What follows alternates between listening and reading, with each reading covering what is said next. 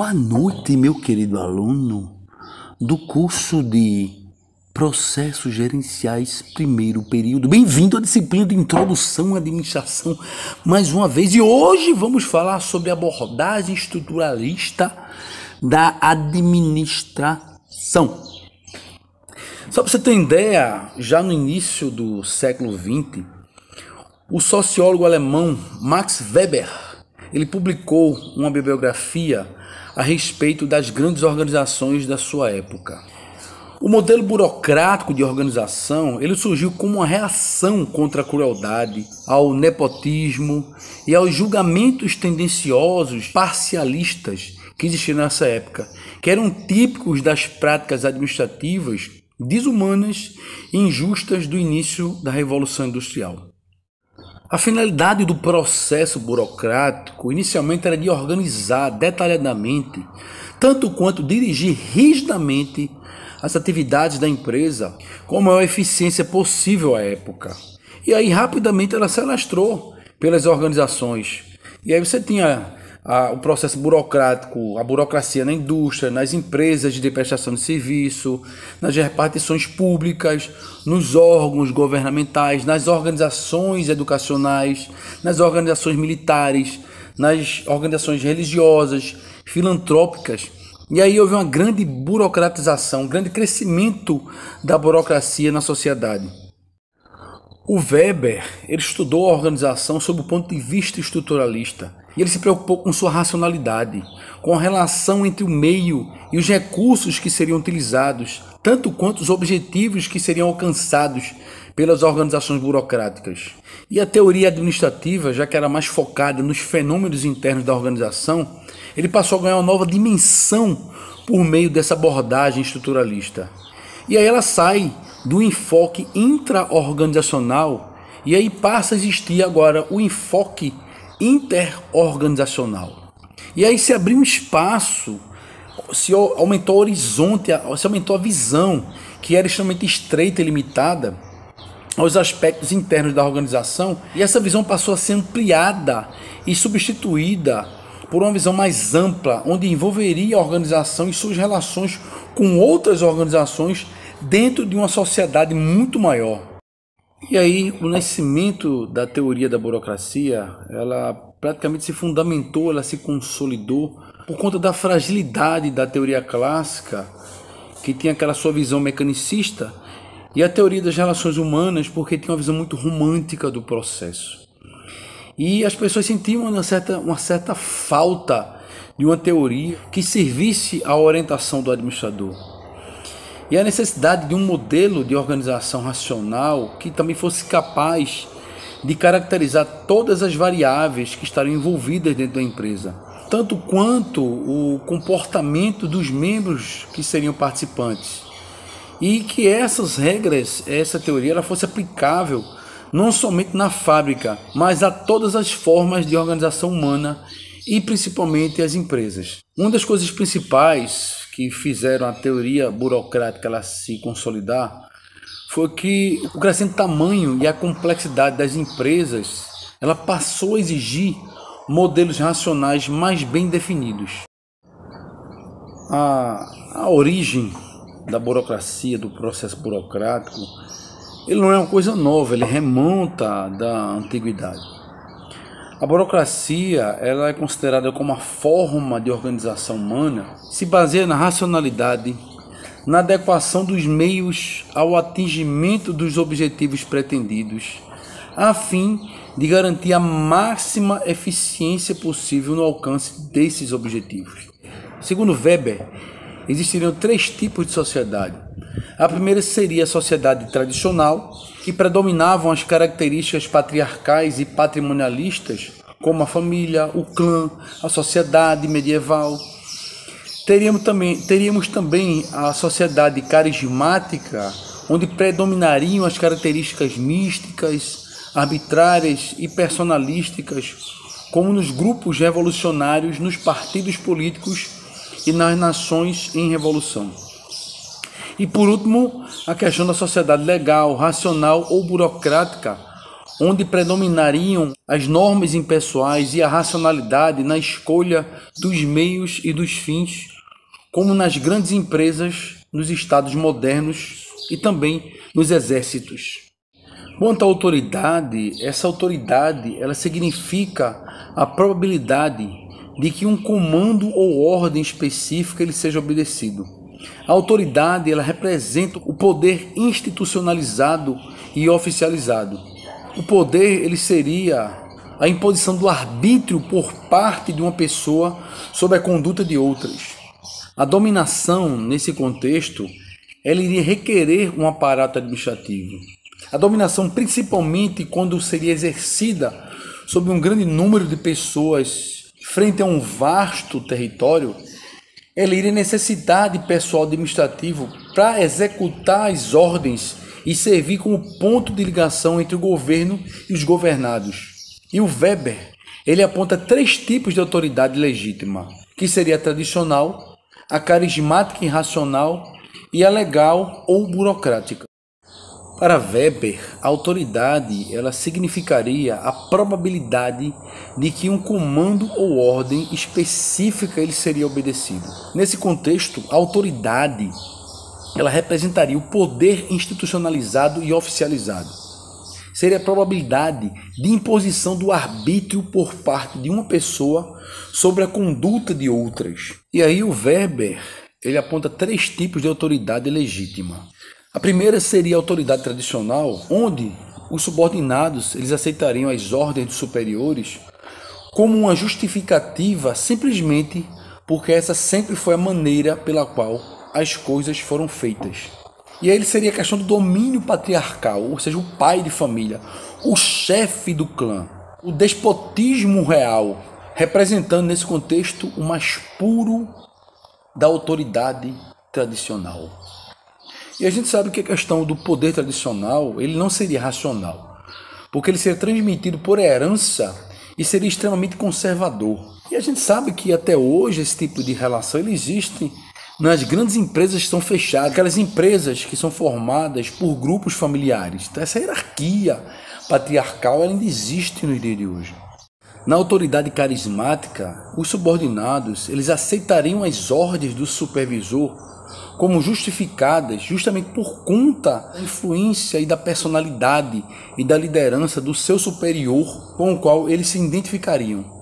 E a legitimação dessa autoridade, da autoridade carismática, ela proveria das características pessoais do líder e da devoção e arrebatamento que ele imporia aos seus seguidores. Na autoridade legal, racional ou burocrática, os subordinados eles aceitariam as ordens dos superiores como justificativa porque concordariam com certos preceitos ou normas que consideram legítimos e dos quais deriva este poder de comando. Esse seria o tipo de autoridade técnica, meritocrática ou administrada. E aí, inicialmente, seria aquela ideia básica de que tudo isso se fundamenta no fato de que as leis, as normas, elas podem ser promulgadas e regulamentadas por meio dos procedimentos formais, corretos e concretos que poderiam embasar tudo aquilo que iria direcionar a atitude dos colaboradores à época. E esses governadores, eles iriam impor a sua autoridade legal através dessas normas, através dessas leis que iriam reger todo o comportamento daquela comunidade. E aí a obediência ela não seria devida a uma pessoa em si, mas a um conjunto de regras e regulamentos legais que iriam prever a atitude de cada indivíduo e estariam previamente estabelecidas. E aí o Weber ele identifica 3 fatores que consequentemente poderiam desenvolver a burocracia. O primeiro seria a questão do desenvolvimento da economia monetária, onde a moeda ela não seria apenas um facilitador, mas ela seria capaz de racionalizar as transações econômicas. E nessa burocracia, a moeda ela assumiria o lugar da regulamentação em espécie para os funcionários. Iria permitir a centralização da autoridade e o fortalecimento da administração burocrática. O segundo seria o crescimento quantitativo e qualitativo das tarefas administrativas do Estado moderno. E nessa ideia, apenas um tipo burocrático de organização ele poderia arcar com enorme complexidade e tamanho dessas tarefas. Por último, teríamos a questão da superioridade técnica do modelo burocrático em termos de eficiência. E essa base ela serviu como força autônoma interna justamente para impor a prevalência. A razão ela seria decisiva na superioridade da organização burocrática, e aí a razão decisiva da superioridade da organização burocrática, sua superioridade técnica sobre qualquer outra forma de organização. Para Weber, a organização ela deveria ser eficiente por excelência. E para chegar a ela ser eficiente com excelência, ela deveria atender algumas características. Dentro do caráter legal das normas e dos regulamentos, Weber dizia que a burocracia ela é uma organização ligada a normas e regulamentos que são estabelecidos previamente por escrito. Com base nisso, a empresa, a organização, ela é baseada, toda a sua tônica, toda a parte organizacional, ela é pautada em cima de uma legislação própria, como se fosse uma constituição que a gente tem nos estados a nível federativo. E que essa constituição, essas normas, elas iriam definir antecipadamente como a organização burocrática ela deveria funcionar. E nessa concepção ele dizia que esses termos, essas normas, elas seriam legais principalmente porque elas confeririam o poder às pessoas, no qual essa autoridade, esse poder, poderiam utilizar de meios coercitivos capazes de impor a disciplina dentro do ambiente organizacional. O outro seria a questão do caráter formal das comunicações. A burocracia ela seria vista como uma organização ligada por comunicações escritas e não a comunicação informal. As regras, as decisões e as ações administrativas elas seriam formuladas e registradas por escrito. Por isso que a burocracia ela teria esse caráter formal, onde todas as ações e procedimentos eles são feitos para proporcionar a comprovação documental, bem como para assegurar uma interpretação clara das comunicações. Quanto ao caráter racional e a divisão do trabalho, a burocracia ela é vista como uma organização que se caracteriza por uma sistêmica divisão do trabalho. E daí também havendo uma divisão sistemática do poder, onde seriam estabelecidas as atribuições de cada participante. E aí nessa organização, cada membro ele teria um cargo específico, uma função específica, onde cada membro ele teria um cargo específico, uma função específica e uma esfera de competências e responsabilidades pré-definidos. E aí, nesse contexto, cada participante ele deveria saber qual é a sua tarefa, qual a sua capacidade de comando sobre as pessoas, quais seriam os limites da sua tarefa, justamente para não ultrapassar os limites, nem atrapalhar ou interferir na competência de outras pessoas, e nem muito menos prejudicar toda a estrutura que já havia sido montada. Quanto à impessoalidade das relações, a distribuição das atividades ela seria feita impessoalmente, ou seja, em termos de cargos e funções e não de pessoas envolvidas. Por isso que o caráter da burocracia ele é impessoal. E a administração dentro da burocracia ela é realizada sem considerar as pessoas como pessoas, mas como ocupantes de cargos e funções. E o poder de cada um, ele é impessoal e deriva do cargo que ele ocupa.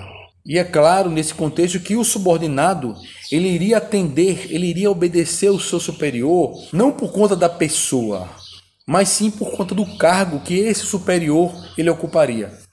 Quanto à hierarquia da autoridade, a burocracia ela é vista como uma organização que estabelece os cargos segundo o princípio da hierarquia. E cada cargo inferior ele deveria estar sob o controle e supervisão de um posto superior. Nenhum cargo deveria ficar sem controle ou supervisão. E é daí onde surge a ideia da hierarquia da autoridade, justamente para definir as chefias nos vários escalões de autoridade. E todos os cargos eles seriam dispostos em uma estrutura hierárquica que encerraria os privilégios e as obrigações definidos por regras específicas. Ainda na visão do Weber, as rotinas e os procedimentos padronizados dentro da burocracia era visto que a burocracia ela era uma organização que fixaria as regras e as normas técnicas para o desempenho de cada cargo. Cada ocupante desse cargo, no caso o funcionário, o colaborador, o subordinado, ele não faria o que desejaria, mas o que a burocracia iria impor que ele fizesse. As regras e as normas técnicas, elas regulariam a conduta do ocupante de cada cargo, onde as atividades seriam executadas de acordo com as rotinas e os procedimentos.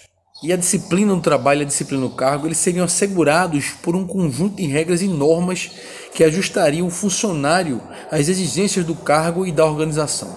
Quanto à competência técnica e à meritocracia, na visão do Weber, a burocracia ela é uma organização na qual a escolha das pessoas é baseada no mérito e na competência técnica, e não em preferências pessoais. Igualzinho aqui a gente sabe que tem a questão do nepotismo, né?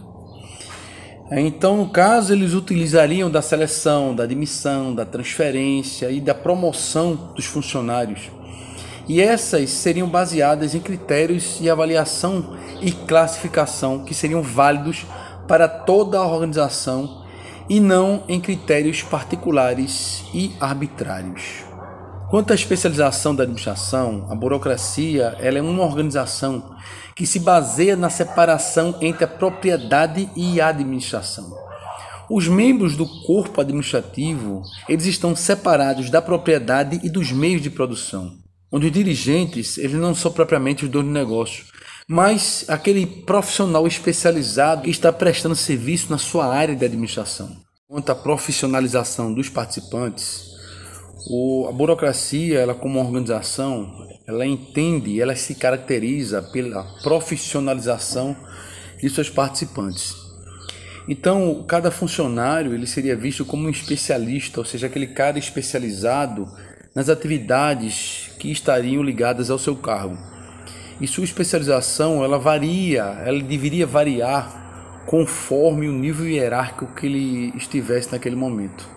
E levando em conta que enquanto aqueles funcionários que eles ocupariam posições no topo, ou seja, as posições mais altas dentro da organização, eles seriam vistos como generalistas, e à medida que se descesse nos escalões hierárquicos, aqueles ocupantes, aqueles que ocupassem as posições mais baixas, eles iriam se tornando gradativamente mais especialistas nas suas atividades, nas suas tarefas. Quanto a ele ser visto como assalariado, o funcionário dentro da burocracia, ele participaria da organização e, para tanto, eles iriam receber um salário que seria correspondente ao cargo que eles ocupariam. Quanto mais elevado o cargo dentro da escala hierárquica, maior seria o salário e, obviamente, o poder que ele iria exercer entre os outros funcionários, entre os níveis hierárquicos. O funcionário visto como um ocupante do cargo dentro da burocracia, esse cargo é visto como a principal atividade dentro da organização, tomando todo o seu tempo e permanência dentro da empresa. O funcionário ele não ocuparia o cargo por uma questão de vaidade ou honraria, mas porque seria o seu meio de vida. E esse funcionário ele seria nomeado pelo superior hierárquico. O funcionário ele seria visto como um profissional que seria selecionado ou escolhido por sua competência e por sua capacidade. E seria nomeado, seria assalariado e seria promovido ou demitido dessa organização pelo seu supervisor hierárquico. E esse supervisor hierárquico ele teria toda a capacidade plena de autoridade sobre os seus subordinados. Ele também tomaria todas as decisões a respeito dos seus colaboradores, a respeito dos seus subordinados. O mandato desse funcionário, ele não teria um prazo determinado.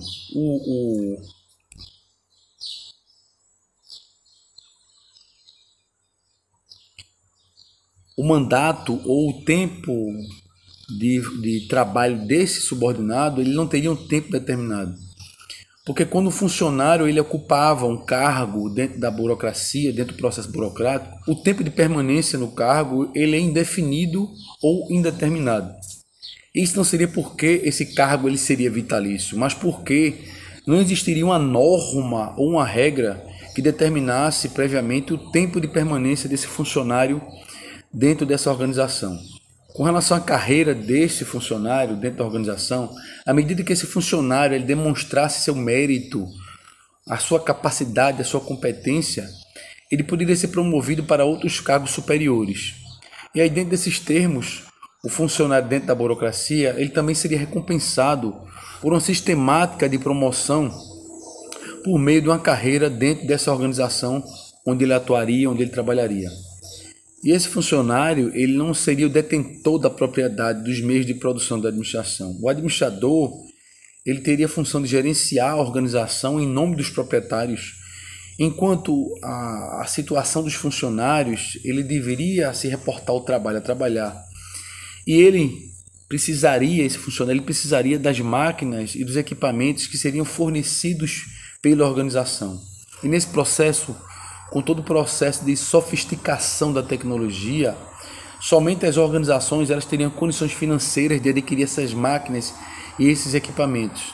E aí daí é de onde parte a premissa que só as organizações elas teriam condições de assumir o monopólio dos meios de produção.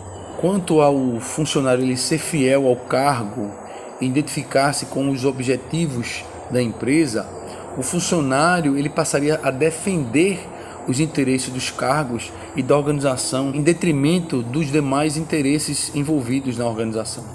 E esse administrador profissional ele tenderia a controlar cada vez mais as burocracias. As burocracias elas seriam dirigidas e controladas pelos administradores profissionais seguindo algumas razões, como a questão do aumento do número de acionistas das organizações, que iria ocasionar a dispersão e a fragmentação da propriedade em várias ações. Também seria visto em função da riqueza, onde os proprietários eles passariam a dispersar o risco do seu investimento em várias organizações, pulverizando os negócios. Em decorrência disso, o controle acionário ele estaria dividido e diminuído com o crescimento do número de acionistas. E seria por meio da sua carreira na organização que esses administradores profissionais eles chegariam a posições de comando sem possuírem a propriedade do que é comandado, do que é controlado. E aí, nesse contexto, o administrador ele poderia chegar a ter muito mais poder sobre a organização do que o próprio acionista, que estaria em investimento, mas não estaria participando diretamente do processo organizacional, do processo de administração da empresa. E no contexto da previsibilidade do funcionamento, tudo na burocracia ele seria estabelecido no sentido de prever antecipadamente todas as ocorrências, além de rotinizar toda a sua execução. Ele partiu do princípio que todos os funcionários eles deveriam comportar-se de acordo com as normas e os regulamentos da organização, a fim de que fosse atingida a máxima eficiência possível. E durante seus estudos, o Weber ele conseguiu vislumbrar, ele conseguiu enxergar, ele conseguiu ver várias razões que seriam passíveis da explicação do porquê do avanço da burocracia sobre as organizações formais, sobre as outras formas de organização, de associação.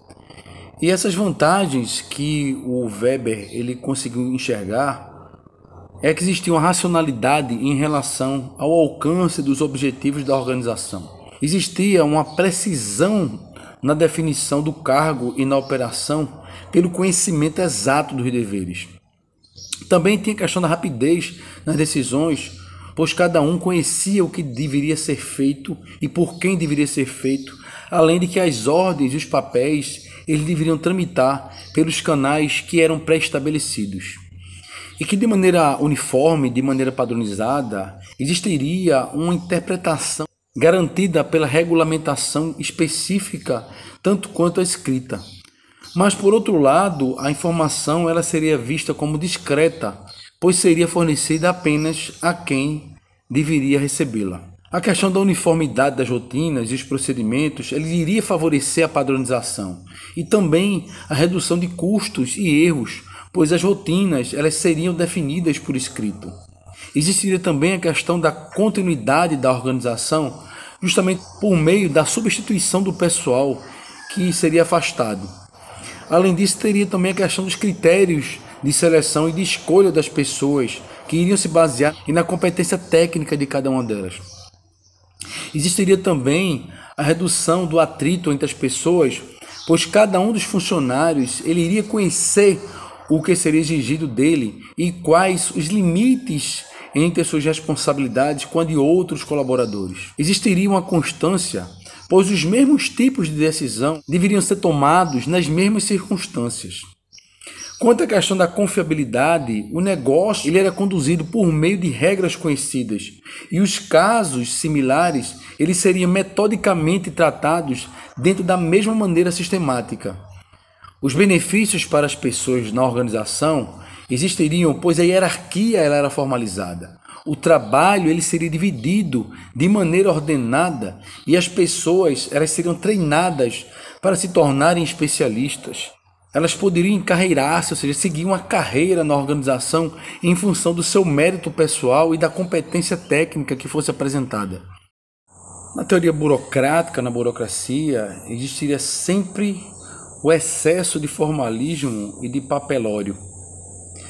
Essa necessidade de documentar e de formalizar todas as comunicações dentro da organização burocrática para que tudo pudesse ser devidamente testemunhado por escrito. Mas isso iria levar a empresa, iria conduzir a empresa a uma tendência ao excesso do formalismo e de documentação, o que consequente iria gerar muito mais papel. E aí isso iria levar as pessoas a entender, a imaginar que toda burocracia ela teria necessidade de um volume grande e inusitado de papel, justamente para fundamentar todo o seu processo, toda a sua organização. Se falava muito também da questão da resistência às mudanças, porque o funcionário já estava acostumado com aquele processo burocrático, aquela rotina, a seguir uma norma documental. E se houvesse algum tipo de mudança dentro dessa organização, o funcionário poderia entender que essa mudança poderia colocar a sua garantia, a sua estabilidade em risco. E esse perigo, ele iria mexer com a segurança e a tranquilidade do colaborador. E isso, na concepção dele, seria uma coisa indesejável, esse processo de mudança. E aí, dentro desse contexto, esse colaborador ele passaria a resistir a qualquer tipo de mudança que poderia pensar em se implantar dentro do processo burocrático, dentro da burocracia. Outro problema é que a burocracia ela teria como uma das características principais a questão da impessoalidade no relacionamento entre os funcionários, porque ela buscava enfatizar os cargos e não as pessoas que os ocupavam, e consequentemente isso iria levar a uma diminuição das relações personalizadas entre os membros da organização. E aí só iria se ver dentro da burocracia que aquele colaborador, ele em função do cargo, ele só teria os direitos e os deveres que estariam ligados ao seu cargo, às suas especialidades, às suas funções. Além de uma tendência da exibição dos sinais de autoridades, porque como na burocracia ela enfatiza a hierarquia e a questão da autoridade, iria se tornar necessário um sistema que fosse capaz de indicar aos olhos de todos aqueles colaboradores, aos olhos de todos aqueles que compõem a empresa, que aquelas pessoas que detêm o poder, elas deveriam estar em destaque. Daí iria surgir uma tendência à utilização intensiva dos símbolos ou os sinais de status que iriam ser destinados a demonstrar a posição hierárquica dos funcionários. E aí a questão do uniforme diferenciado, a questão da localização da sala, o banheiro exclusivo, uma vaga específica no estacionamento, um lugar reservado no refeitório, um tipo de mesa ou birô diferenciado. E isso seria um fator de exibição da autoridade, do poder dentro da burocracia, dentro da teoria burocrática, pelos chefes da organização. E com relação à dimensão da burocracia, os autores falam que existiram vários graus de burocratização. E esse grau variável de burocratização, ele dependeria das dimensões da burocracia dentro das empresas. E aí um autor chamado Hall, ele começou a fazer uma uma triagem das dimensões da burocracia, e ele chegou à conclusão que existia uma divisão do trabalho que seria baseada na especialização funcional, que existiria também a hierarquia de autoridade, que existiam sistemas e regras e regulamentos. Também existia a formalização das comunicações, a impessoalidade no relacionamento entre as pessoas e a seleção e promoção baseada na competência técnica. E que existiria nesse contexto aqueles graus mais elevados de burocracia, tanto quanto aqueles graus mais brandos da burocracia dentro de algumas organizações que seriam um pouco mais flexíveis do que outras.